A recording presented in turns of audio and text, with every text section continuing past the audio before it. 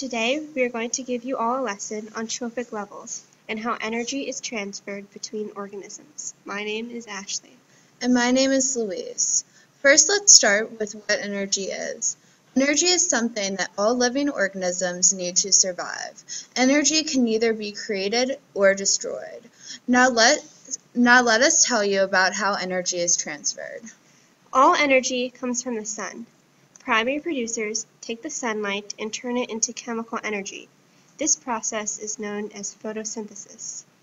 And then organisms can take it in as food when they eat producers or other consumers. Primary producers are also known as autotrophs. Energy is then passed as food to the consumers. All levels of consumers are considered heterotrophs. All consumers get their energy by eating producers or other consumers. One way to show this transfer is through a trophic pyramid. Each energy transfer is a trophic level and shown on the trophic pyramid. The first level is made up of primary producers who use photosynthesis. The next level is primary consumers that only eat the producers. Then come the secondary consumers that eat the organisms from the levels below them. As energy transfers, about 90% of the original energy is lost each time. It moves up the pyramid levels. This means the pyramid can't have a lot of levels. Each level of the pyramid is labeled numerically, except the top level is called the top consumer. It takes a lot of producers to support one top consumer due to all the energy lost through each transfer.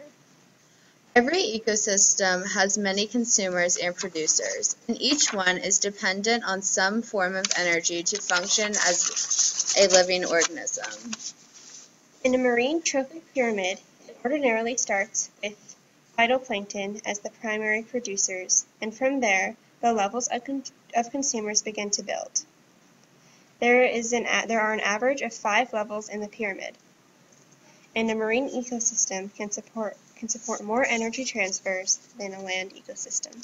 The primary consumer is usually zooplankton, and from there the pyramid can be made up of many types of small fish as the secondary consumer. Then the medium and large predators of the ocean will make up the remaining levels.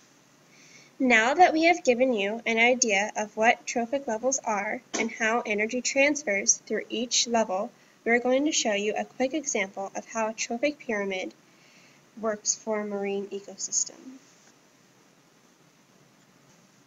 This is an example of a primary producer, phytoplankton. And this is an example of a primary consumer, it's a zooplankton. This is an example of a secondary consumer. These are sardines. This is an example of a tertiary consumer, it's a tuna. This is an example of a top consumer. This is a shark. Together, this makes up the trophic pyramid.